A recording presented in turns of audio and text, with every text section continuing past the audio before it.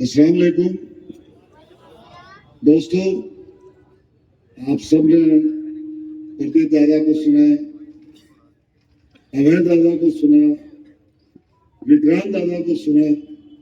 इन सब ने एक ही बात कही कि इंसानियत से बढ़ के कोई चीज नहीं। मैं इसरार सदर साहब का बहुत शुक्रिया अदा करना चाहता हूं, जिन्होंने, और मोहसिन खान का, ये दो लोगों ने बहुत कोशिश करके हम दोनों को, हमें और शहबाज खान साहब को यहाँ बुलाया। और माशाल्लाह इतनी बड़ी तादाद में आप लोगों को देख के बड़ी खुशी हो रही है कि आप लोग 7 बजे से यहाँ पे बैठे हुए हैं हम सबको मिलने के लिए, हम सबको सुनने के लिए। देखिए, आज का जो मौजू ये है कि हजरत शहीद टीपू सुल्तान साहब की जयंती के मौके पे हम सब लोग यहाँ इकट्ठा हुए हैं, जिनको Mysore of tiger of Mysore कहा जाता था, जिन्होंने अंग्रेजों से कई लड़ाई लड़ी, कई जंग लड़ी और हक की लड़ाई लड़ी, इंसानियत की लड़ाई लड़ी। आज हमारे मुल्क में, हमारे हिंदुस्तान में नफरत की बात कही जा रही है, मोहब्बत की बात, धीरे धीरे मोहब्बत की बात कहने वालों को कम किया जा रहा है, उन्हें बाजू में किया जा रहा है। लेकिन हर चीज का एक दौर होता है, दौर बदलता है, चाहे वो किसी भी फील्ड में हो। और मुझे लगता है कि जब अच्छा वक्त नहीं रहता तो बुरा वक्त भी नहीं रहता, और इंशाअल्लाह फिर से अच्छा वक्त आएगा। यहाँ पे आने के बाद विलासराव जी की मुझे बहुत याद आ रही है। मैं सेकंड टाइम लातूर में आया हूँ। एक बार मैं आया था एक मराठी फिल्म के लिए, और दूसरी बार जो आज आया हूँ यहाँ पे, वो हजरत शहीद टीपू सुल्तान साहब की जयंती मनाने के लिए, उनके पैदाइश के मौके पे यहाँ पे आया। टीपू सुल्तान जब सीरियल शुरू हुआ था तो उसमें हैदर अली के लिए शहबाज खान को कास्ट किया गया था, जिसके प्रोड्यूसर संजय खान साहब थे, डायरेक्टर अकबर खान साहब थे, और आपने जो इतनी प्यारी धुन बनाई, म्यूजिक देने वाले नौशाद साहब थे, और मैं इनका कजन हैदर साहब होता हूं। उसके बाद हम दोनों ने बहुत सारी सीरियल किया, Akbar the great, great Maratha, Mahabharat, जिसमें मैं यक्ष बना था, जो युधिष्ठिर से 100 सवाल करता है। उसके बाद फिर मुझे ब्रेक मिला खुदा गवाह में, हबीबुल्लाह बना, उसकी शूटिंग अफगानिस्तान में हुई थी, और बच्चन साहब, अमिताभ बच्चन जी का 5 साल के बाद फिल्मों में काम करने का कमबैक हुआ था। सारी शूटिंग अफगानिस्तान में हुई थी। डॉक्टर मुजीबुल्लाह साहब प्रेसिडेंट ऑफ अफगानिस्तान हयात थे, उनकी वजह से वहां हम सब ने शूटिंग की। देखिए, इन शॉर्ट यही है कि हम सब लोग, इस मुल्क के जो लोग हैं, हिंदुस्तान के जो लोग हैं, हमारी जो तहजीब है बड़ी प्यारी है।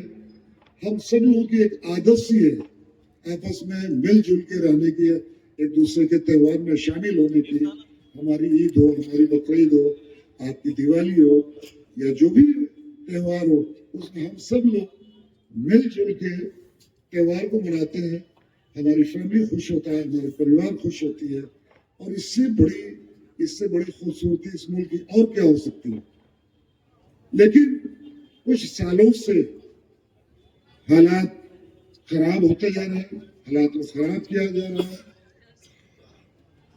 बहुत सारी मुश्किलात आई, नोटबंदी हुई, कोरोना आया, फिल्म इंडस्ट्री ठप हो गई, हम लोग अपने अपने घरों में बैठ गए, कई सालों हो गए, सालों तक बैठे रहे। फिर एक दौर आया, वेब सीरीज, नेटफ्लिक्स, मोबाइल का दौर आया। मोबाइल का जब दौर आया तो मोबाइल ने पूरे देश को अपनी मुट्ठी में कर लिया। पूरी जो चीज आगे रुक गई, पहले अखबार को टेलीविजन ने खत्म किया, टेलीविजन को मोबाइल ने खत्म किया। कहने का मकसद ये है कि ये दौर है एक दौर वो था, एक दौर ये है, और आने वाला एक और जो दौर आ रहा है वो भी बहुत अच्छा होगा। मैं चूंकि एक्टर हूँ, बहुत ज्यादा पॉलिटिकल बात मुझे नहीं मालूम है, लेकिन मैं इतना जानता हूँ एक लाइन में कि जो मेहनत करते हैं, संघर्ष करते हैं, और मेहनत करने वालों की कभी हार नहीं होती, ये तय है। अभी अफगानिस्तान में मैं कुमार शानू जी, हम सब लोग गए थे, एक फंक्शन था, तो लोगों ने बहुत सी बात कही, इस पे बोलो उस पे बोलो, बोलता गया। एक पठान को देखा मैंने कि वहां से वहां तक वो जा रहे हैं, मुझे घूर के देख रहे हैं, डर लगने लगा। हिंदुस्तान का हूँ, अफगानिस्तान बोल रहा हूँ, पता नहीं क्या ऊंच नीच हो गया। मैंने खान साहब क्या हुआ? बोले नहीं, तुम ठीक बोल रहे, बोलते रहो, मैं उसको ढूंढ रहा हूँ जो तुमको लेके यहाँ तक आया। ऐसा लोग, शायद ने कहा कि सोच को बदलो, सितारे बदल जाएंगे, नजर को बदलो, नजारे बदल जाएंगे, कश्तियां बदलने की जरूरत नहीं, दिशाओं को बदलो, किनारे बदल जाएंगे। तो आप सब लोग अपनी कोशिश कीजिए, ऊपर वाले पे भरोसा कीजिए। अभी क्या हुआ कि हम शहबाज भाई वहां से निकले होटल से, दोपहर में खाना खाने के लिए, तो होटल के बाहर उतरने के बाद देखा कि बूढ़ी वहां बेचारी गिरी हुई है, कोई उन्हें उठा नहीं रहा। तो मेरे अंदर इमोशन जागा, मैं भाग के गया, उनको उठाया। उन्होंने मुझे बड़े प्यार से देखा, मेरी बलाई ली और कहा कि बेटा, जिस तरह से आज तूने मुझे उठाया, अल्लाह तुझे भी जल्दी उठा ले। अभी तक मैं टेंशन में हूँ, दुआ थी दुआ। फिर एक बात कहूंगा कि मेरी खामोशी को इतना कमजोर मत समझो, मैं सारे फैसले ऊपर वाले पे छोड़ देता हूँ। तो जितनी भी इस में धर्मेंद्र जी के लिए दुआ कीजिए कि मालिक उनको अच्छी सेहत दे और जल्द से जल्द वो ठीक हो जाए। बहुत बहुत शुक्रिया। ठंडी का दौर शुरू हो गया, होंठ कांप रहे हैं, हाथ भी कांप रहे हैं। Thank you so much.